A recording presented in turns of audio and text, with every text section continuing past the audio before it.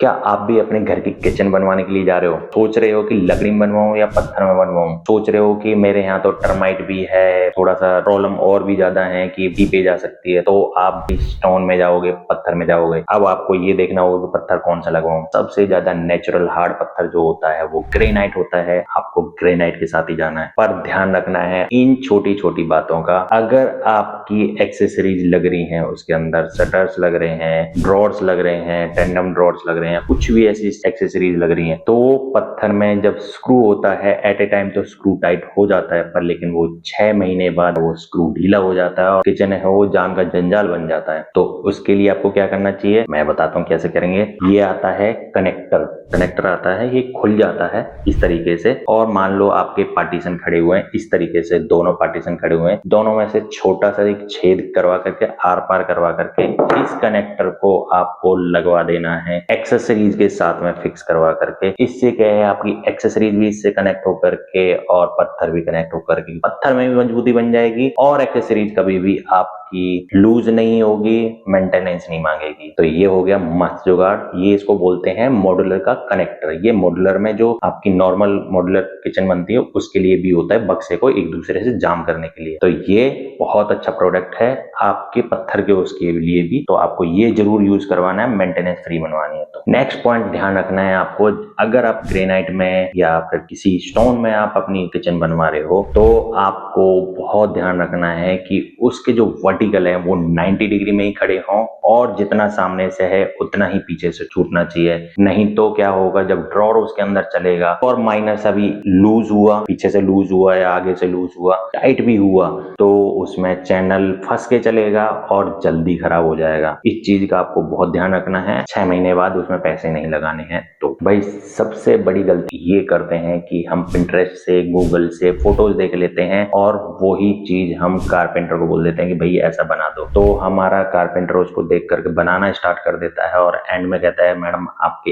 इस चीज के लिए तो जगह ही नहीं बची। तो उसके लिए क्या करना है, आपको 2D ड्राइंग्स बनवा लेनी है, स्पेस प्लानिंग करवा लेनी है। इससे आपको यूटिलिटी पता चल जाएगी आपकी किचन की कि आपके उसमें ड्रॉर्स कितने लगने वाले हैं, चैनल्स कितने लगने वाले हैं, शटर्स कितने लगने वाले हैं, विकर बास्केट कौन सी आएगी, कहाँ आएगी, ये सारी चीजें पता चल जाएगी। और इसमें एक और ट्रिक अपनाता है कारपेंटर की, मेजरमेंट। मेजरमेंट सिर्फ और सिर्फ आपको सीधा करना है, जो आपका मेन जो सामने से शटर का कलर दिखाई दे रहा है, जहां दिख रहा हो वहां पर आप सीधा फीता नपवा दो, हाइट नाप लो, सीधा सीधा मेजरमेंट हो गया। आपको इस चीज को बहुत ध्यान रखना है, क्योंकि अगर आपकी 10 स्क्वायर फीट भी एक्स्ट्रा बढ़ी तो, और उसने अगर 1500 रुपए पर स्क्वायर फीट भी लिया होगा, तो सीधे सीधे आपके जेब से 15,000 चले जाएंगे। ये आपकी सेविंग हो सकती है, कहीं और लगा सकते हो इस चीज को। आपको इस चीज का ध्यान रखना है। मेजरमेंट विजिबल पैनल की ही होती है, जहां विजिबल दिखेगा, मतलब जहां से शटर का कलर दिखाई देगा। नेक्स्ट पॉइंट आ जाता है कि जब आप कारपेंटर को काम देते हो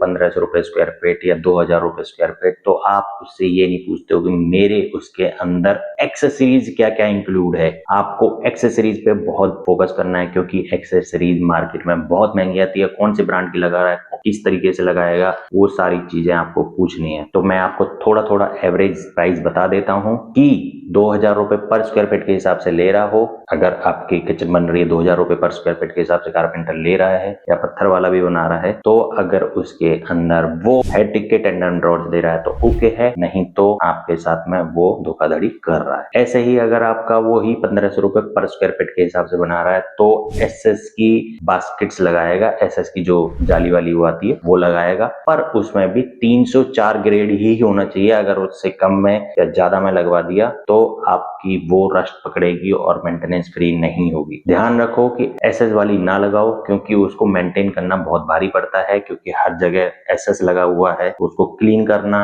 और कुछ भी सामान रखोगे उसमें से पानी थोड़ा बहुत नीचे टपकेगा ही टपकेगा और वो हाइजीनिक प्रॉब्लम क्रिएट करेगा ही करेगा। तो ध्यान रखना, नॉर्मल ड्रॉर्स बनवाओ आप और टेंडम ड्रॉर्स लगवाओ, तो ये आपका मेंटेनेंस फ्री हो जाएगा। एक एक टाइम में थोड़ा सा एक्स्ट्रा पैसा दे करके आप करवा सकते हो इस चीज को। भाई एक और चीज है जो कि आप जब स्टोन जो ऊपर वाला काउंटर है जो लगता है, ये वाला मान लो काउंटर लगा है, तो इसका जो काउंटर का स्पेस है जो थोड़ा सा आगे निकला रहता है किचन के शटर से, शटर आपका यहाँ पर है, तो यहाँ पर आपको एक ग्रुप डलवा देना है। वो ग्रुप इसलिए है कि इसके ऊपर अगर पानी पड़ा वो इधर की तरफ स्प्लिट होकर के आएगा, तो ग्रुप से टकराएगा और पल्ले से पहले ही गिर जाएगा। इससे आपके शटर्स हैं वो बचे रहेंगे, उनकी ड्यूरेबिलिटी बढ़ जाएगी। दूसरा, आपके जो हिंजेस हैं वो गलेंगे सड़ेंगे नहीं, ये मेंटेनेंस फ्री रहेगा। सिंक है, आपको वो अंडर काउंटर ही लगवाना है। अंडर काउंटर सिंक में क्या होता है कि स्टोन के ऊपर पानी पड़ा हुआ तो डायरेक्टली सिंक में गिर जाता है, उसमें हाइजीनिक प्रॉब्लम नहीं होती और सीपेज के चांसेस 0 हो जाते हैं। नेक्स्ट टिप है, ये आपके लिए कोई नहीं बताएगा, ये मैं ही बताऊंगा आपको कि आपको जो हॉब है, हॉब का क्या होता है, जब हम हॉब लगवाते हैं तो उसमें आपको पता है कि डबल टेप लगती है। वो डबल टेप आपके अगर नॉर्मल जो ये मेरा काउंटर टॉप है इसी के ऊपर लग गई तो कुछ टाइम के बाद, 6 महीने के बाद या साल भर के बाद, उसके तरफ चारों तरफ से पानी, जब आप साफ सफाई करते हो तो पानी धीरे धीरे करके उसकी ग्लू है जो उसको हटा देता है। इसके लिए आपको क्या करना है, ये सरफेस है, जितना थिकनेस का आपका स्टोन है उसकी आधी थिकनेस का एक कटवा लेना है और उतने ही बॉर्डर का उस पे जाम करवा देना है कटिंग वाले पे। जितना जितना आपका गिलास का जो पार्टीशन बाहर निकला हुआ है, टफन गिलास निकला हुआ है हॉब का, उतना ही जाम करवा देना है, जिससे इस सरफेस से वो 5-10 mm ऊपर हो जाए और जब आप क्लीन करो तो वो सिर्फ पत्थर से टकराए आपका पानी और आपके ग्लू से ना टकराए और ग्लू हरदम के लिए बनी रह जाए, तो वो आपका मेंटेनेंस फ्री हो जाएगा और आपके नीचे के ड्रॉर्स हैं सेफ हो जाएंगे, पानी नहीं गिरेगा उनमें।